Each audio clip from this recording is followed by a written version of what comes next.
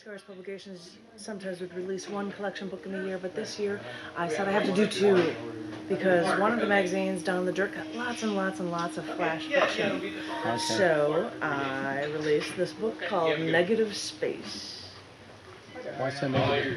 It's the name of one of the pieces that's in the book. That's a good answer. I photographed.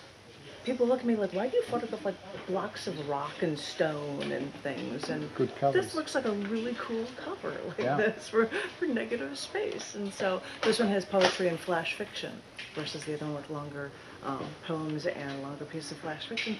I think I'm going to start this by reading some haikus that are toward the back. I'm going to read toward the front.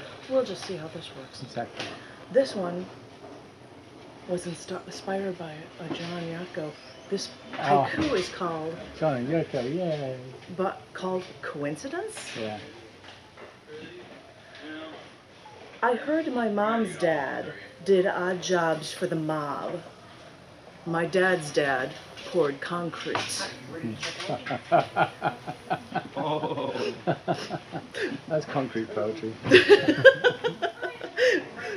This is a 2014 haiku called Translation. This was only a translation for trauma, and I don't have the words. Oh, that's fun. Don't have the words yet. Well, I was explaining to him before that oftentimes stories might have just a little bit of space at the end, and that's what a lot of these little haikus that are in fillers are for these, so I'm sharing them with you. This one is called Oceans. I would climb mountains, swim oceans, shed blood and tears to give you new life. Very good. Very devotional. And this one, I saw a man reading this in front of a church from the UK, and his voice was great for it. But this is a poem called Behind. In church, children are little soldiers behind their mummies and daddies. This one's called Out There. Alone and lonely, all the love was just out there. I need one for a book search at info, please. One for a book search at info. I'm going to start that again. Okay. This one is called Out There. Alone and lonely, all the love was just out there. I couldn't reach it. Oh, yeah. That's good. This one is a little bit longer, Twitter length. And guess what? Twitter is like twice as long now. You can be more wordy. 240, isn't it? Yippee skippy. This one is called Opposite. Actually, that was why I originally started having a Twitter account, so I could post up Twitter-length poems. Very clever. And that was what it was for. Right. But anywho, this is called Opposite. If you put a book in front of a mirror, you only see the words in reverse. Right. If you look into the mirror, you only see the opposite of what you are. This had to be something about drugs for the story before, because this one is called Addiction. I look at the clock. It's time. I always need to take another pill. Ain't that true? And this is a tiny micro piece of prose in here. And it's hysterical that I happen to have a bookmark of Bush looking at an iPad. I'm sure it was just made up from like The Onion or something. I thought it was the funniest thing, but this a bookmark. This is a piece called Driving by His House. Attention Right Books customers, Patricia, your offer is ready for the counter. Patricia, your offer is ready. Once again, this is called Driving by His House. I know it's pretty pathetic of me. I don't know what I'm trying to prove. I don't even want to see him again. I don't want to have to think about him. I don't want to think about his big eyebrows, or the fact that he hunched over a little when he walked, or that he hurt me so much. I know it's pretty pathetic of me, but sometimes when I'm driving, I'll just take a little detour and drive by his house. I'll just drive by. I won't slow down. I won't stop by. I won't say hello. I won't beat his head in. I won't even cry. I'll just drive by, see a few cars in the driveway, see no signs of life through the window, and then I'll just keep driving. I don't know why I do it. He never sees me, and I never see him, although I thought I didn't want to see him anyway. When I first met him, I wasn't afraid of him. Now, I'm so afraid that I have to drive by his house every once in a while just to remind myself of the fear. We all like the taste of fear, you know, the thought that there's something out there, something stronger than us. The thought that there's something out there that we can beat, even if we have to fight to the death. But that can't be it. Of course it can't. I don't like this fear. I don't like it. I don't want to drive by. I want to just be able to go on with my life and not think about it. I want to be strong again. I want to be strong. So today I did it again. I haven't done it in a while, drive by his house, but I did it again today. When I turned onto his street, I put on my sunglasses so that in case he saw me, he couldn't tell that I was looking. And then I picked up my car phone and acted like I was talking to someone. And I drove by, holding my car phone, talking to my imaginary friend, trying to unobviously glance over at the house on my left. There's a lamppost in this driveway. I've always noted it. The lampshade was a huge glass ball. I always thought it was ugly. This time 3 cars were there. One of them could have been his. Through the front window, no people, no lights. I drive around the corner, take a turn, and get back onto the street that I was originally supposed to be on. One day, when I'm driving, and I get that feeling again, that feeling like death, well then, I just might do it again. Whoa. I've got a happier one, so I'm going to now start from the beginning and then go toward the happy ending ones. Yes. I will. This one, I think it's about Earth crying. This is about rain, perfect for today. This is a short one called Earth Was Crying. As my footsteps fell on these parched patches of desert land, the arid air grew heavy, which is when the earth exhaled and cried as it rained nearly daily for months. When it wasn't raining, the sky hid us. The sky hid us from the sun by blanketing this tortured town in a gray haze. After I arrived, the earth was crying. Though I try, it must have known that all my tears were not enough to replenish this earth alone. True. True.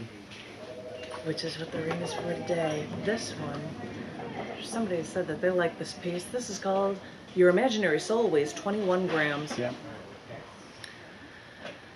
Different scientists call it different things. Your spirit, your soul.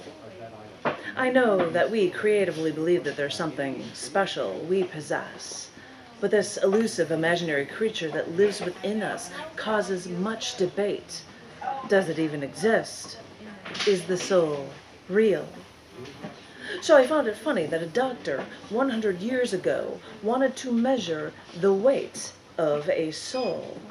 He found people sick, dying, and he weighed them just before they were about to die, and he weighed their corpses right after death. And what do you know? There was a difference in each person. The doctor found that each person was less than an ounce lighter, or about 21 grams. And this didn't prove anything, but it makes me wonder, is 21 grams the weight we carry for our soul? Or do some souls carry more from the weight of the world? Is that why we're forced to share our stories, to lift our burden, so our invisible soul won't weigh us down anymore? I'm going to end this for 2 happy ones for you. This Thank you. is an Extreme 2016 Sestina just by holding his hand. When we're walking down the street in stride, and our feet pump out the same rhythm, and our shoulders are almost touching, and our hands seem to brush up against and along each other for one brief moment. In that one brief moment, our hands almost touch, and he reaches over and takes my hand.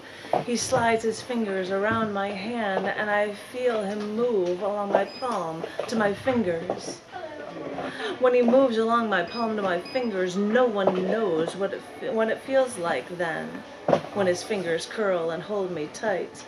Well, it feels like pop rocks. You know when it feels like pop rocks. That candy is sliding down your throat after you let it explode on your tongue, and it's tingling. Oh, you know that feeling, and no one else is eating those pop rocks, and no one knows that tingling feeling, and this is my little secret.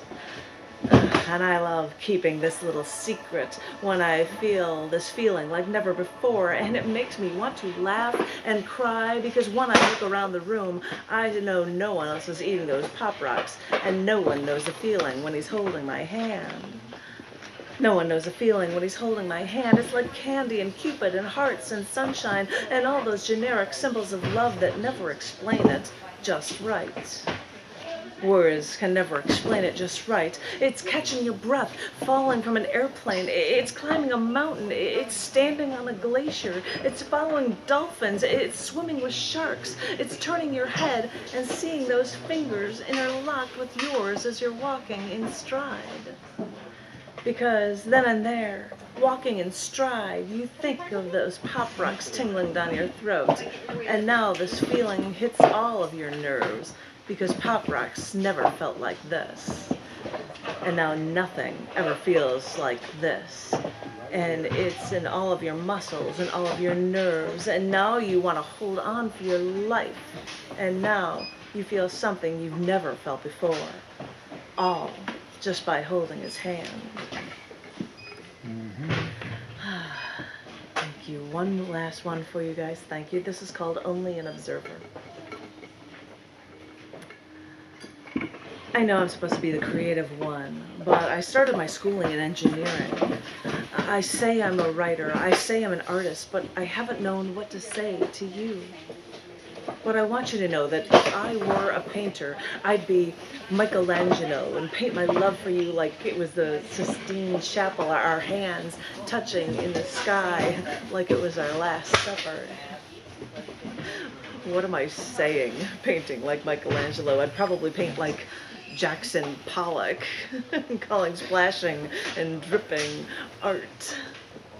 So maybe I'm not a writer, maybe I'm not an artist, maybe I'm an observer, like an astronomer looking out into the universe, looking for what makes everything, everything. Because molecule by molecule, we originate from stardust.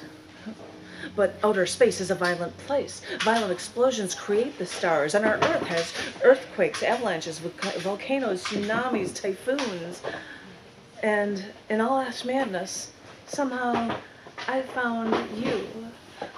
The journalist in me observed you. I came to you asking questions and broke your hardened shell. And with you I've walked on the tops of glaciers, crouching down from the violent winds. With you, I watched solar storms from the Arctic Circle's aurora borealis.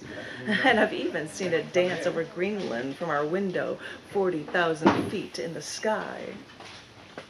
I've held your hand at the Great Wall of China.